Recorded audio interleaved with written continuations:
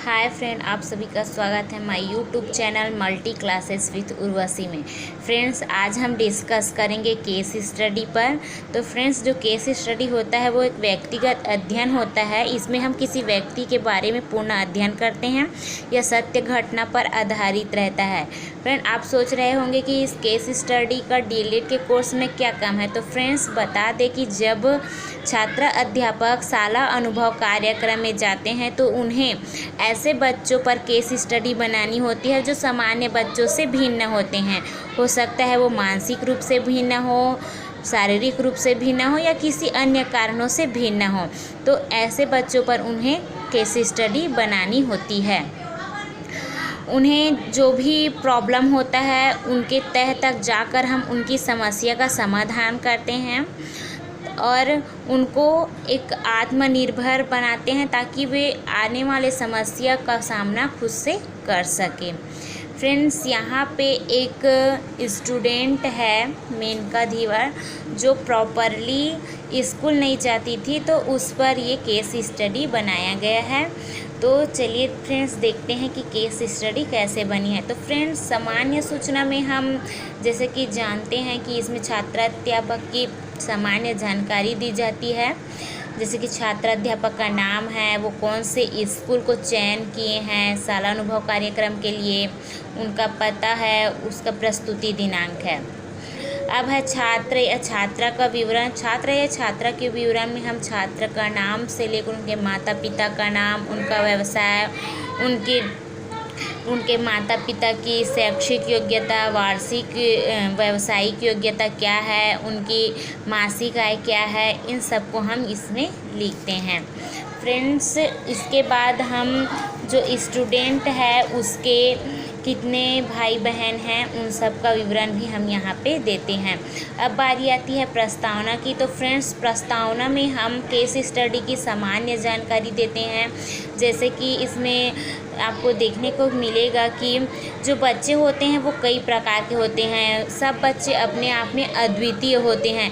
तो हर बच्चे की अंदर जो भिन्नता होती है उसका हमें सम्मान करना चाहिए और उसको लेके हमें अपने जो शिक्षण कार्य है उसको आगे बढ़ाना चाहिए।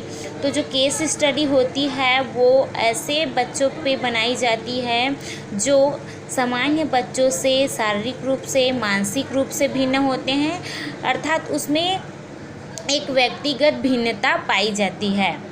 अब फ्रेंड, इसके बाद आती है पारी केस स्टडी की उद्देश्य की। तो केस स्टडी के उद्देश्य में हम केस स्टडी पूर्ण होने के बाद वो स्टूडेंट के अंदर क्या क्या डेवलपमेंट हो जाएगा उसके बारे में लिखते हैं। अब सामान्य उद्देश्य, तो जो हमारा सामान्य उद्देश्य जो होता है वो हमारे सब्जेक्ट से रिलेटेड रहता है। तो यहाँ पे सामान्य उद्देश्य में दिया गया है कि मेरे गांव की प्राथमिक शाला में अध्ययनरत कुमारी मेनका धीवर की पढ़ाई में बढ़ती अरुचि को दूर करना, ये हमारा सामान्य उद्देश्य है। उसे नियमित रूप से शाला आने के लिए प्रेरित करना। इसी प्रकार से सामान्य उद्देश्य में आप जितना डेवलपमेंट उस बच्चे में चाहते हैं उसको आप यहाँ पे लिखेंगे। विशिष्ट उद्देश्य, तो हमारा विशिष्ट उद्देश्य ये रहेगा कि हम मेनका की प्रत्येक क्षेत्र में पूर्ण सहयोग कर उसके समस्या का निवारण कर उसे स्वस्थ बना शाला में नियमित आने के लिए तैयार करना, ये हमारा विशिष्ट उद्देश्य है। अब है समस्या की प्रकृति। उस बच्चे को समस्या क्या थी? तो उस बच्चे की समस्या ये थी कि वो नियमित रूप से शाला नहीं आती थी। तो यहाँ पे समस्या की प्रकृति नियमितता हो गई।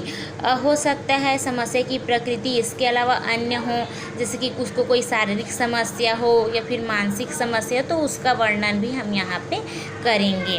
तो यहाँ पे उसकी समस्या की प्रकृति नियमितता से है, तो हम यहाँ पे बताएंगे कि वो प्रतिदिन स्कूल नहीं आती है। अब है समस्या के संभावित कारण। वो फ्रेंड्स, जो समस्या का संभावित कारण होता है इसमें हम उस बच्ची के फैमिली से रिलेटेड कुछ बातों को लिखेंगे, जैसे कि उसके माता, उनके पिता क्या काम करते हैं, उनके घर के आसपास का वातावरण कैसा है, इन सब की जानकारी हम इसमें लिखेंगे।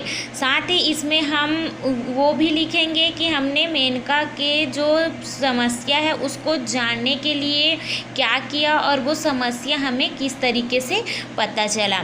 इसके बाद आता है समस्या कब से कब तक थी, यानी कि जो समस्या है वो कितने समय तक थी। तो यहाँ पे फ्रेंड्स जो समस्या है वो 2 वर्ष तक थी। लगभग 2 वर्ष तक मेनका लगातार शाला नहीं जा रही थी। अब बारी आती है कि केस स्टडी की समस्या जानने के लिए किया गया प्रयास। मतलब जो बच्ची है उसको जो समस्या है उसको जानने के लिए हमारे द्वारा क्या प्रयास किया गया उसको हम इसमें लिखते हैं।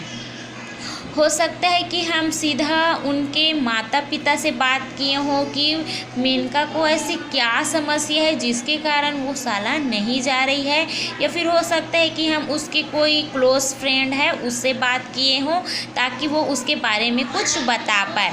अगर हमें उनके द्वारा उनकी समस्या की जानकारी नहीं मिलती है तो हम सीधा सीधा मेनका से ही बात कर लेते हैं कि एक्चुअल में उसको प्रॉब्लम है क्या जिसके कारण वो शाला नहीं जा रही है।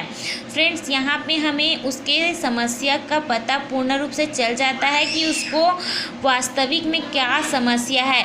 इसके बाद हमारा अगला स्टेप होता है उपकरण एवं प्रयुक्त प्रविधि। जब हमें बच्ची की समस्या पता चल जाता है तो उस समस्या के समाधान के लिए हमारे द्वारा क्या कदम उठाए जाते हैं और उस समस्या के लिए हम ऐसे क्या क्या कार्य करते हैं जिससे बच्ची को जो समस्या है वो दूर हो जाए। तो यहाँ पे मेनका जो है अनियमित रूप से शाला जाती थी। तो यहाँ पे हम क्या करेंगे कि कुछ मोटिवेशन उसको वीडियो दिखा देंगे या फिर उसको कुछ अच्छी बातें बता देंगे जिसके थ्रू उसको अपने जो निगेटिविटी है उसको दूर करने में सहायता मिले। हो सकता है कि बच्ची को ऐसे प्रॉब्लम हो जिसको उसके माता पिता भी नहीं समझ पा रहे हैं, तो हम उसके माता पिता से भी बात कर सकते हैं और उनको ये कह सकते हैं कि वो अपने बच्ची को समझने का प्रयास करें कि उनकी जो समस्या है उसको वो समझने का प्रयास करें और साथ ही अपने बच्ची का सपोर्ट करें। फ्रेंड, जो समस्या के कारण है उसको जानने के पश्चात हमारे द्वारा जो किया गया कार्य है वो इफ़ेक्टिव हो जाता है। उसके बाद हम निष्कर्ष लिखते हैं। इस निष्कर्ष में हम विस्तृत जानकारी देते हैं कि उस बच्ची को जो समस्या थी उसको हम हल करने में सफल हो पाए हैं कि नहीं और कितना सफल हुए हैं। साथ ही ये भी यहाँ पे लिखते हैं कि वो बच्ची को जो समस्या थी वो पूर्ण रूप से समाप्त हो चुकी है कि नहीं और बच्ची शाला आने के लिए तैयार हुई है कि नहीं। तो यहाँ पे आप देख सकते हैं कि हमने निष्कर्ष में ये लिखा है कि जो बच्ची है वो प्रतिदिन शाला आने के लिए तैयार हो जाती है। इस तरीके से हमारी जो केस स्टडी है वो पूर्ण हो जाती है। जब हमारे जो समस्या है उसका समाधान निकल जाता है तो हमारी जो केस स्टडी होती है वो भी पूर्ण हो जाती है। इसके पश्चात हम जिस शाला का चयन किए हैं वहाँ के प्रधान पाठक के सिग्नेचर और हो सके तो उनके पालक का सिग्नेचर भी यहाँ पे हम ले सकते हैं। फ्रेंड्स, आप देख ही सकते हैं यहाँ पे हमने छात्राध्यापक का भी हस्ताक्षर लिखा है और साथ ही मेटा शिक्षक है उसका हस्ताक्षर भी यहाँ पे लिखा है। इस तरीके से हमारी जो केस स्टडी होती है वो पूर्ण होती है। फ्रेंड्स, अगर आपको मेरी इस वीडियो में किसी भी तरीके की डाउट हो तो प्लीज़ कमेंट करके ज़रूर बताइए।